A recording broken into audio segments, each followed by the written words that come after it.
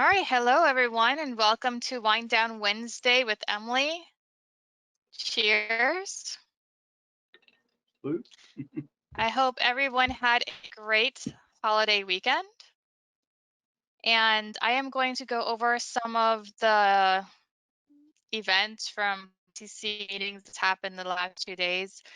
So we had a budget session on Monday, and then we had another budget session again on Tuesday morning, and then the Tuesday afternoon, we had a regular BCC meeting.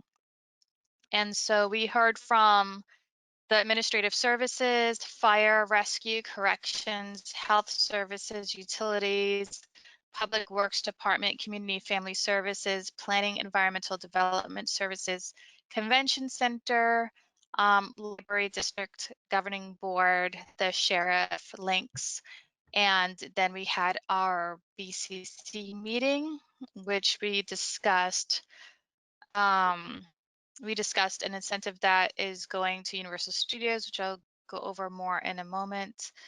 And then there were some land use cases, nothing really for District 5. But some of the questions or comments that we were getting from the public, I'll go over a little bit of that. So people were questioning in the budget us increasing the funding for the Sheriff's Department by 15 million. And a lot of that is going towards, some of the expenses of adding more sheriffs. But I will say, I did explain some things during the meeting, which you could go and see online, but the thing is that our county is not a lot like other counties. Orange County has had rapid growth. And since the Great Recession, we actually were hit really hard by the Great Recession. So Orange County staff, for instance, is still at those levels after the Great Recession. We never really recovered our staffing levels to what it was pre-Great Recession. And same thing with the sheriff's office. We really haven't added a lot of deputies until the last, I want to say 2-3 years, maybe more the last 2 years or so. But so as a commissioner from my district, I've had a lot of constituents, and our district too is in Sector 2, which is a really large section of the division of the county from the Sheriff's Department. And there are 6 divisions or 6 sectors of the county. And we're in Sector 2, and Sector 2 is really large. So we don't really have a lot of deputies in our area. And so the constituents in my area complain about response times being really long. And in order to lower response times to people calling 911, we need more deputies. And like I said before, we've been at rapid growth, and the amount of deputies have not been added to keep up with that growth. And so we really do need to add more deputies. And I know that with the issues that's going on around the country, around the world, even because it's gained worldwide attention. I know there's a move to defund the police. And, when I talk to advocates about that, you know, the term defund the police is to get people's attention, but what they really want is to put more money into social services, which I will admit that traditionally Orange County has not been prioritizing social services as much as they should be.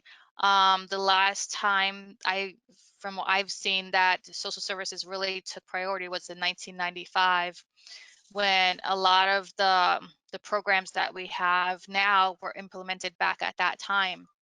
So when I got elected, one of the things I pushed for was for more children's services, which is social services, but focused more on children, because I believe children are our future, and we need to invest with them really early to make sure that they become adults that are giving back to the community, and they're active and participant and engaging adults who increases the economic development and the beautiful society that we have. um, so that was something that I pushed for. I'll just tell you, it was a year-long battle trying to convince the commissioners to put that money in, but it was successful, it was accomplished, and we have that money. Another thing was putting more money towards mental health. So those are things that we, in the last 3.5 years that I've been elected, I've been pushing for. And that it's definitely something that we have to continue pushing for. And I think if people focus more on let's fund these social services, rather than trying to take away deputies from our sheriff's department, which we do need, I think we just need to do both. And Sheriff John Mina, I know there's some people who don't like him, but I've had very good experiences with him. I mean, I don't see, but I haven't had any bad experiences with him. He's been very engaging in participating in my community in District 5. He's been very helpful. He's talked to me and met with me when I've requested. I haven't had any issues meeting with him. So it's been a really good partnership working with him in my district and with the issues of crime that we've had. Also, I have to give a shout out to our sector captain, Susan Wallace. She's been amazing to work with also in my district, and she covers Sector 2, which is the sector that we're in. Just to cover also, let's see what else. Yes, I did bring up funding for the neighborhood link 621 for the that covers the Bithlow and Wedgefield communities. And that's a bus that fills up, and people have had to wait for it to come around a second time in order to get on it. So that's very needed. It'll be about $5,000 annually.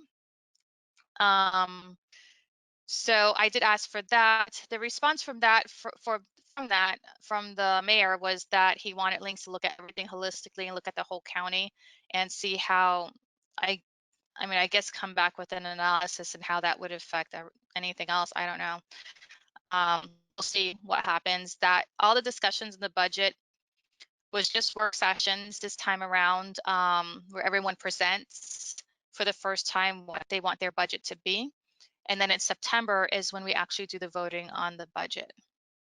So it hasn't been voted on yet. So we'll have some more presentations and discussion on those in September. We did have a mass giveaway event, which was great, very successful. We handed out a lot of disposable masks. We only had 500 cloth masks to hand out, but we did go through those pretty quickly. We're working on trying to get another event set up. So just look, sign up to the newsletter and follow our social media profiles to keep an eye on that. The rent freeze, I will actually bring up some of the questions that we've had, because one of the questions are related to the rent freeze that was brought up, and a lot of people are asking questions on that. So I know I've been getting, or let me just read the comment that someone sent. Someone in the paper on Sunday complained that you do not get along with the other commissioners. Well, duh. You keep bringing up the elephants in the room, development and tourism do not pay their own way. Keep up the good work. Well, once I put that on the agenda, it showed up on the agenda, I got calls from the real estate or Realtors Association. I got emails from some landlords, and they were not happy with it. And I was even asked to take it off the agenda, not to not bring it up. I will say that I tried to talk to them and try to see what their concerns were, so that we can negotiate the ordinance that would fit everyone's needs. And so I did address their concerns in it. And then I asked them, well, now that I've addressed your concerns, can I get your support for it? And they were just like, no. So one thing to learn about these professional associations is that their goal is to make sure that they take out as much regulation from government as possible that is on them. It doesn't matter what it is or how good it is. They just don't want it. It's all about no regulations whatsoever. So even though I met their concerns. And I did that with, they actually brought up that there's no consequences, so added in fines. They brought that up. And so they were worried about mom and pop landlords. So I added in, it would only be for buildings with 3 or more units, which was similar to what Miami Beach did. So I did try to meet their concerns. They just wouldn't have it, though. They wouldn't support it, and they would fight against it because they're fight against any regulation. There, it was evidence-based. We had all the research. Having a rent freeze that's short term, this was only short term for 12 months, has always shown to benefit the community.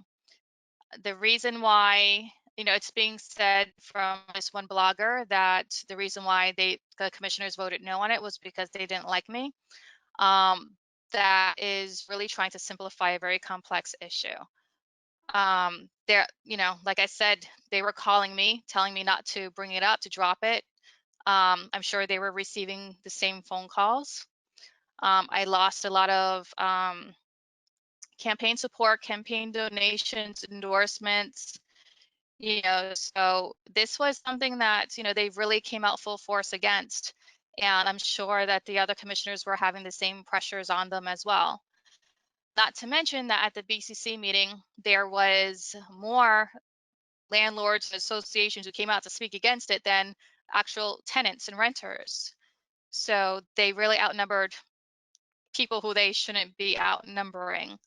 But also, let's say that these meetings are during a time when people are at work, so it does make it difficult for the everyday people to attend these meetings, which is something that I definitely would love to see changed. I would love to have evening meetings rather than meetings during the day when people are at work and they can't attend. Because this affects everything, all the decisions that we make affects your everyday life. If you can't be there to provide public comment and feedback to your elected officials on items that affect your everyday life, then it's a disadvantage and it's a disservice to you, the people. Other counties, they do have their meetings in the evenings. Some even have their meetings on the weekends.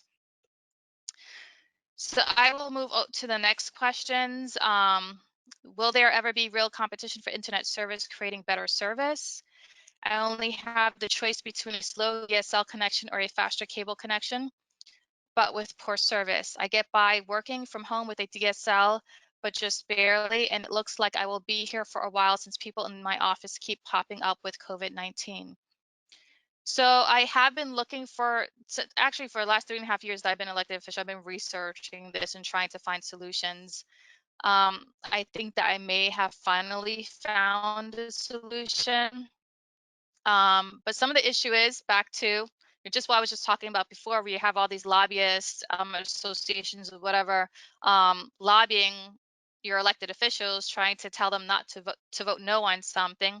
In Tallahassee, the state legislation, they were lobbied by the communications industry and their lobbyists to prevent local governments from being able to put in municipal broadband, is what it's called.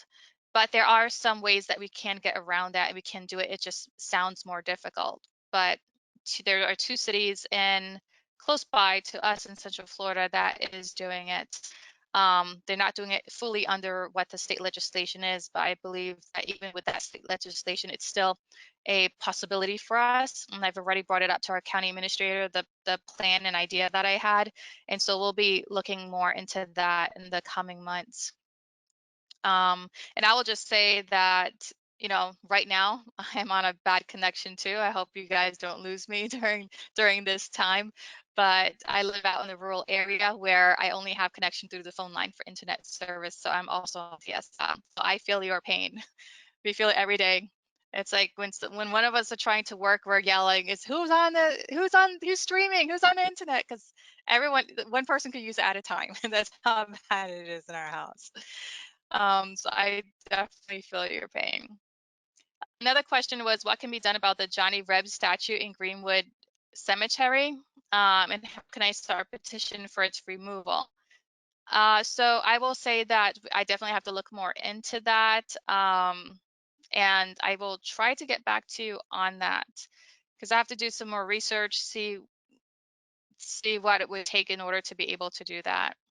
Another question, I believe that the Orange County Board of County Commissioners held a work session on public school financing in June 2020. If so, what has resulted from that session, and is a recording of it available for replay? So we did discuss this at this past BCC meeting as well. And so there was one in June, there was one this month as well. You could access the videos at the comptroller's website, they're all there. And I will say that we don't really have a solution yet. And what we decided on is that we're going to abate the ordinance, which is basically putting it on hold until we could find a solution. A lot of the commissioners did say that they respect the will of the people when they voted on the ballot for this, for the CEA agreements for funding the schools, and that unfortunately that ballot initiative, it's what's causing some of the issues of how we can move forward, because the state legislators, and again, this seems to be a theme today. I'll go back to, so Orange County was the only county that really had this type of agreements with the school board, where basically the developers are putting in extra money in order to help build schools if they are building in an area that's over capacity, student capacity. So some smart, well-financed lobbyists decided to go to Tallahassee and have them change the statutes for us to not be able to do that anymore. So now we have a county charter that the people voted on that's conflicting with what the state had decided on. So we tried to go to the state and get them to change that and fix it again, but they're not going to do it, especially when already the lobbyists are the ones who went up there and told them what to do. So the only thing that we can do is just put it back on the ballot and just try to fix what the people had decided on. So we do have a guest today. Eugene's been patiently sitting there while I'm here speaking. And Eugene Stoccardo is I find a highly intelligent man, very capable, and decided to appoint him to the CRC, which is the Charter Review Commission. And that, well, I'll let him explain what that is. And, you know, I was very happy to have him on there. He was able to make a lot of great changes, and I just couldn't be more pleased with his performance on the commission. So I will turn it over to Eugene. Thank you, Commissioner. And I do appreciate you appointing me to the commission back in January of 2019. And we're still in service until the day after the November election officially, although our meetings have stopped as of June. The Charter Review Commission is something that we in Orange County back in 1986 became part of. The Constitution of 1968 Constitution gave the concept of home rule. And home rule is the concept that we can vote to create our own government within the state of Florida and have our own we can set up our own government structure as we please, as long as we don't step on anything that the state is doing. And that's a very short one paragraph, but it's a very strong statement in our Constitution in Section 8, Article 8. So things that we attempted to do in the charter was we tried to deal with the urban service line. I was not successful on that. I was not successful on the Green Place funding, which is our way that we buy land. But we were successful on three things that we are bringing before you, the voters, in November. And those three things are the petition simplification process, the Split Oak Road charter amendment, and also the rights of nature. The petition process historically was not super difficult, but in 2016 it was made very difficult. It went from 3 paragraphs to 5 pages, and that caused a lot of concern with me and a number of other people on the commission. And we formed a committee to study it, and what we came up with was historically, since the 2016 charter modification, you had 180 days to collect the petitions. But every time we went to the supervisor elections, your time did not stop. So if the supervisor sat on it for 20 days, you lost 20 days. So what this charter amendment will do is whenever it goes to the supervisor election, the clock freezes for your 180 days, and they have a maximum of 10 days, and then they comes back to you, and then the clock starts on your petition gathering again. So you don't lose any time, unlike you currently are doing. So once the voters, if they vote for this, then that's one place that's fixed. There are other problems that we weren't able to fix, but it's a start. The Split Oak is dealing with the toll road that is proposed to go through the middle of it. And what this is doing is restricting, once the voters vote for this, what it would do is it would restrict the toll authority from ever touching anything outside that road. They can't put new interchanges. They can't do anything that would impact the land even more than the road. We also did a resolution which went to all the commissioners, and that was voted overwhelmingly 4-2. And that basically asked the commission to hold off any final votes on the Split Oak Road until after this election in November, after the voters get to speak on this Split Oak Charter Amendment. The last one is the rights of nature, and that's one I was the chair of that. And what that deals with is it gives the people the right to have legal standing to go to civil court in protection of the waters of Orange County, including rivers and groundwater. This is for against government or corporations, not citizens, but only those two things. But it does give anyone the right to be able to support a natural system in the court of law, which is, if you're familiar with standing, it's very difficult. And finally, I forgot to introduce myself. I'm sorry. My background, by the way, I'm retired from NASA. I spent 30 years as a NASA engineer, software engineer out there. I worked on most of the major projects out there that happened during the late 80s, 90s, and all the way up to 2018, including SLS, if you're familiar with that. I have been involved with the east side of Orange County since the late 80s. I've been trying to protect the econ since 89, 90. I was heavily involved with the pipeline issue back in 98, fighting the previous commissioner. I worked on 3 lawsuits up in Seminole County, which resulted in eventually getting the econ state forests, and the canoe launch on 419 was part of our legal resolution in one of the fights.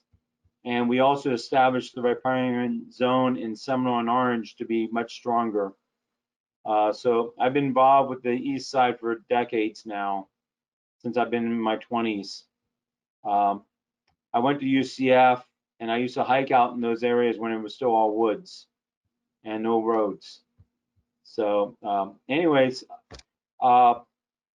that's basically what we've done on the charter. We're moving forward now. It's at the supervisor election. All 3 petition charter amendments are on the ballot. There is a preemption against the rights of nature, but that doesn't really affect the rights of nature at this point because it doesn't exist yet officially from a legal standpoint. The voters haven't spoken on it. There is a lawsuit out there supporting the rights of nature right now in the circuit court, and it's working its way through, and that was put up by Speak Up Wekiva. And that supports the rights of nature and giving us citizens the right to support our waters of Orange County. We have very broad support on all 3 things that came out of the charter. We all got 9+ out of the 15 votes, so very strong support. I was very proud of everyone that worked on this, especially the citizens that came out and support us. I wanted to say to you citizens, you guys count a lot more than you think, because many times for us sitting behind the desk representing you, we can't say as much as you can, and it really helps us when you say stuff, and we can we can use that to help us support what we're trying to push. So the citizens play a huge role in government, a lot more than you think you are, and it's really important. And I always told everyone that came to the meetings, you do not know how much support is to us for you to come out to speak for us, because we can't say what you can say. And it sounds weird, but it gives us a lot of strength in our arguments. And because we're trying to get our objective as a representative, my objective was to get the majority vote on my side. And you do what you need to do to get those votes, and you don't try to make too many compromises, but sometimes you are forced to make some compromises, and that's just the way our form of government works. So I hugely appreciate Emily giving me that privilege to represent you. I hope I did a good job. I hope to see Emily do it again, and I'll be there as a supporter wherever she wants come 2023 is the next CRC. I learned a lot. It was a very good experience, and I hugely appreciate doing it. Thank you. Thank you, Gene. You definitely did a great job. And like I said, when I introduced you, I'm extremely happy with your performance on the board. And yeah, I just want to repeat what Eugene said. That's really important for the people to come out and speak on these issues, because they need to hear, the other commissioners need to hear from you. The way we represent the county is by district. So I represent my district, and each commissioner represents their districts. And then we have a mayor who is elected countywide. And so he represents, just like I represent District 5. District 5 voted for me. District 5 also voted for the mayor. But you didn't vote for the other commissioners. So you have sort of that, when they say at work and you have to play politics, well, they got that expression because in real politics, you play politics. So we really need the pressure from the people to be able to come out and convince them that this is what's best for the people. It really is what the people want. It's very important that it doesn't seem like, as a commissioner or elected official, I'm just pushing my own agendas. It has to come from you. It has to show that's coming from you. So if I'm trying to push something on the board, but there's no public comment, no public members coming and speaking, then it looks like, well, the people if they're not showing up, then do they really care about this issue? So it really is, and I can't express enough, it's really important that the people come out and speak. I did ask for public comments for that Bislow neighborhood link bus. I put out a Facebook ad, asking for people to provide public comment. I have to say I was disappointed that this was just online, just had to go on and fill out a form. There are 20 people who clicked to go to that form, but only 3 people actually filled out the form, provided public comment. There was more comments on the Facebook post than there was, turned into the county. So, Facebook comments are not public comments that the government can take into consideration. You really have to put forward the effort and fill out the form that we have online for that. And that's public comment for the mornings. During public hearings, like for land use cases, when we're voting on ordinances, unfortunately, you do have to show up in person. And until the board decides to change that, that's how it's done right now. We have put in some conditions at the building, though, to make it safe for people as much as possible. Yvette, do we have any questions from anyone? Nothing. I just see somebody wrote that would Eugene, do you have something else to add? Yes, I just want to add something else to what the commissioner just said about the structure of the CRC. Each each commissioner appoints 2 people, and both people that Emily appointed, myself and John Falk, were excellent. We worked well together. But the key point is each person gets a point 2, the mayor gets 3. So we need to make sure who's running for office or the person in office is good. Emily has appointed excellent people to the zoning board. I know that person. He's doing a great job.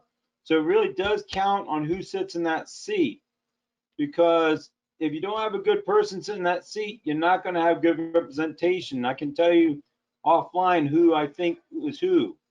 I won't say that here, but it's, the structure, the time when Emily is talking about starting after 5, that's something that we can fix in the charter. I didn't approach it because I didn't think I had the votes to even get that through. We could actually put that before the voters, and the voters could actually tell that, we could tell the county commission, you don't start till 6 o'clock at night. And we can describe that. There's a lot in the charter that we can do, but it's all based on the people sitting in the commissioner seats appointing the right people to do the right thing. Unfortunately, the industry does control quite a bit of the government, and you can look at the contributions by the supervisor elections and see who gives what money to who, and you can draw your own opinions about that. But Emily has done an excellent job on her appointments. I know the people who are doing it. I've been an activist for 30 some years, and I can say I know those people, and they're good people. So thank you. Thank you, Eugene. So if there aren't any more questions, just checking for the last time, are there any questions from the audience? There are no more questions. Okay, so we're going to end the session now. Thank you, Eugene, for being on here. And it was, again, a pleasure. And you did an excellent job. Thank you so much. I definitely consider this CRC very successful. I think we have some great things come out. So just follow our newsletter. Follow us, sign up for our newsletter, follow us on social media. And until next time, have a good 2 weeks. Thank you. Bye-bye.